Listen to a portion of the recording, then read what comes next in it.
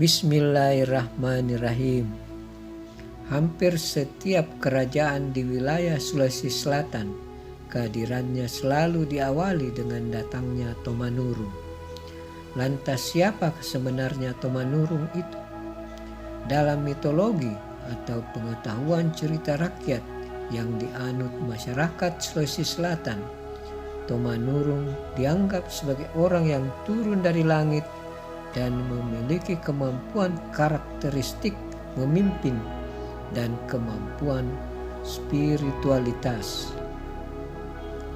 Kali ini kita akan membicarakan mitologi tentang Tomanurung di Kajang yang dianggap sebagai cikal bakal lahirnya para Karaeng yang memimpin beberapa kerajaan di wilayah Bulukumba. Kisah itu dimulai dengan memperkenalkan seorang lelaki bernama Puang Adam.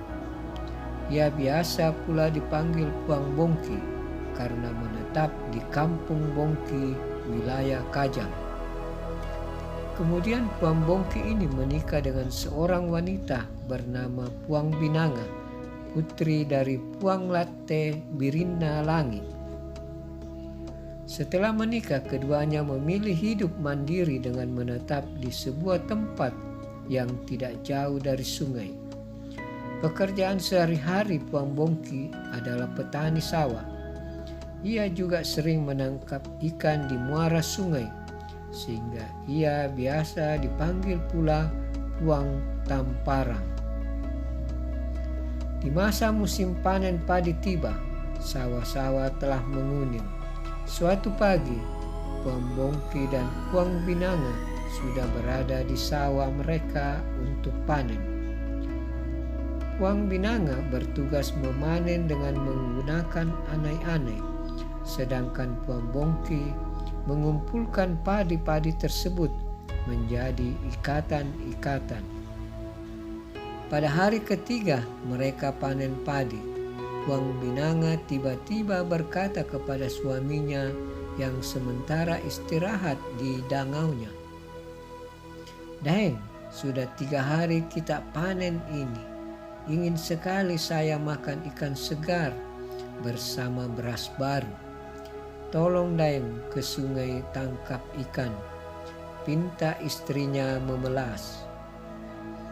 Tanpa berkata-kata, Puang Bongki meninggalkan dangaunya, pulang ke rumah, mengambil jala dan keranjang ikan, selanjutnya ke muara sungai menangkap ikan.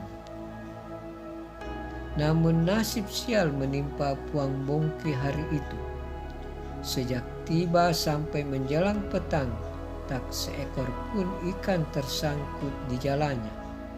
Padahal ia sudah berpindah-pindah dari satu tempat ke tempat lain di sepanjang bantaran sungai sampai muara.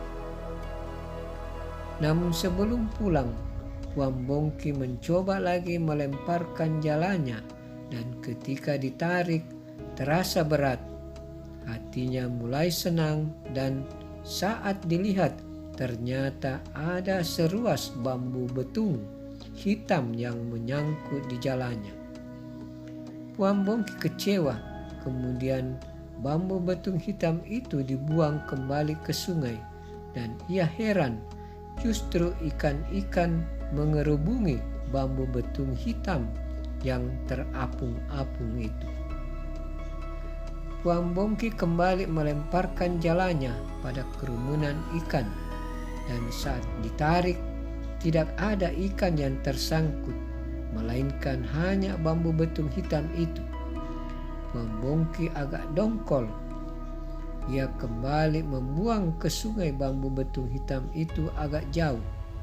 Selanjutnya melempar jalannya kembali terakhir kalinya karena hari sudah petang dan ia sudah capek seharian mencari ikan. Ketika ditarik jalannya, kembali hanya bambu betung hitam itu yang tersangkut. "Mungkin bambu betung hitam ini rezeki saya hari ini," sahutnya dalam hati. Puang Bongki membawa pulang bambu betung itu untuk diperlihatkan kepada istrinya sebagai hasil usahanya menangkap ikan. Ketika sampai di rumah, disampaikan kepada istrinya yang juga baru pulang dari panen padi, bahwa ia tidak mendapatkan seekor ikan pun kecuali hanya seruas bambu petung hitam yang selalu tersangkut di jalannya. Istrinya mengerti dan menghibur suaminya. Tidak apa-apa, Daeng, mungkin belum rezeki tak hari ini. Bambu betung itu akan dijadikan kayu bakar saja supaya ada manfaatnya. Keesokan harinya, Puang Bongki dan Puang Binanga kembali menjalankan aktivitasnya seperti biasa. Maklum musim panen, maka kedua suami istri ini pagi-pagi sudah ke sawah dan menjelang petang baru kembali. Namun ada yang aneh, tempayan tempat air yang biasa penuh petang itu terlihat kering, padahal sudah kebiasaan mereka mengisi penuh tempayan itu sebelum meninggalkan rumah, agar kalau pulang tidak perlu lagi repot mengambil air dari pancuran. 3-4 hari berulang, tempayan mereka kosong setiap kembali dari sawah. Akhirnya hari kelima, Puang Bongki sengaja tidak ke sawah, hanya istrinya. Ia ingin menyelidiki mengapa tempayan airnya selalu kosong. Ia kemudian naik ke loteng tempat penyimpanan padi. Suasana menjadi sepi. Tidak lama terlihat seorang wanita berparas cantik dan putih menuju tempayan air, kemudian mandi sepuasnya sampai tempayan itu benar-benar kosong. Wanita yang tidak diketahui dari mana itu setelah mandi menuju ke arah belakang rumah. Puang Bongki yang tidak tahan untuk mengetahui siapa gerangan wanita itu masuk rumahnya bergegas turun dan menegurnya. Wanita itu menoleh. Puang Bongki terpana. Wanita itu benar-benar cantik dan putih mulus. Akhirnya wanita itu mengaku kalau ia menetap dalam seruas bambu betung yang dibawa dari sungai beberapa hari lalu. Ketika istrinya pulang, Puang Bongki menceritakan kejadian tersebut. Wanita itu kemudian diperkenankan tinggal di rumah mereka supaya ada yang menjaga, karena setiap hari mereka meninggalkannya. Suatu hari, Puang Bongki menyampaikan kepada istrinya bahwa bagaimana kalau ia menikahi wanita itu, sebab mereka sudah lama berumah tangga tapi belum dikaruniai anak. Mungkin dengan menikah dengan wanita itu, Puang Bongki punya keturunan. Puang Binanga sadar ia tidak bisa memberi keturunan, sehingga merelakan suaminya menikah lagi dan dengan syarat berlaku adil. Puang Bongki kemudian menyampaikan hasratnya kepada wanita itu untuk menikahinya.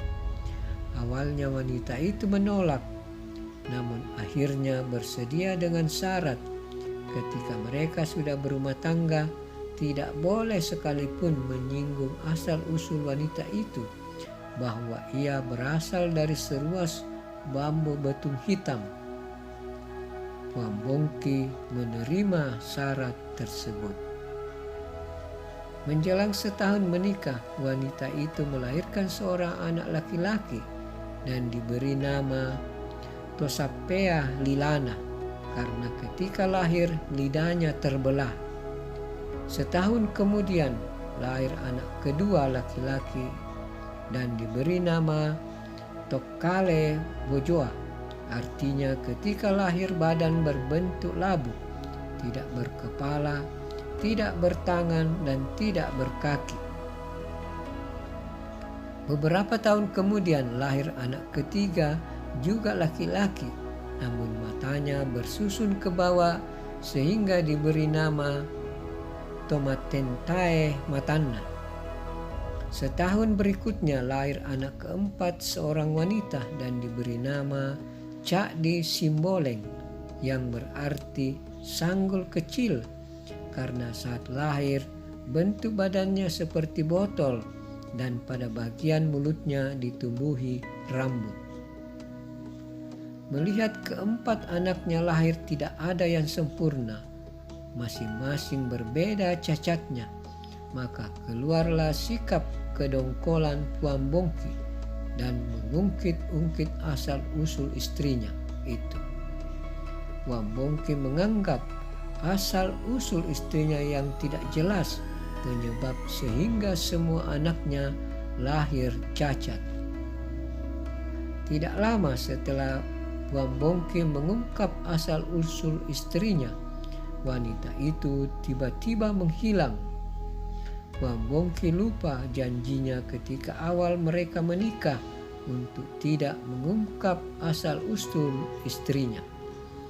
Puan Bongki kemudian menyesal, maka tinggallah ia bersama keempat anaknya. Setelah dewasa, masing-masing anaknya dinikahkan, kemudian diberi wilayah bermukim dan berketurunan.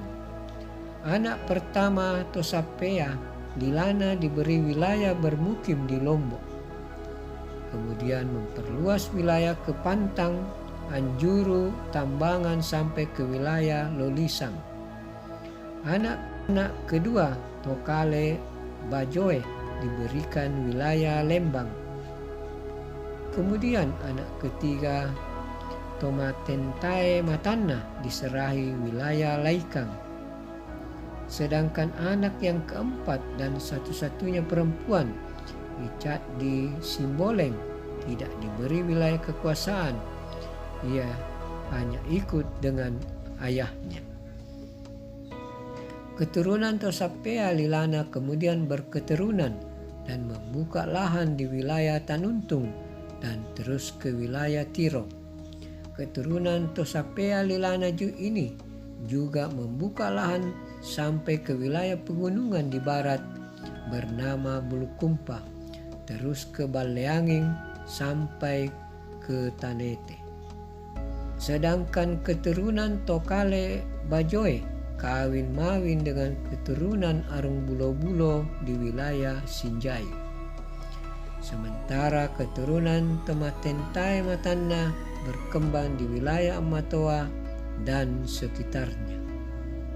Sekian.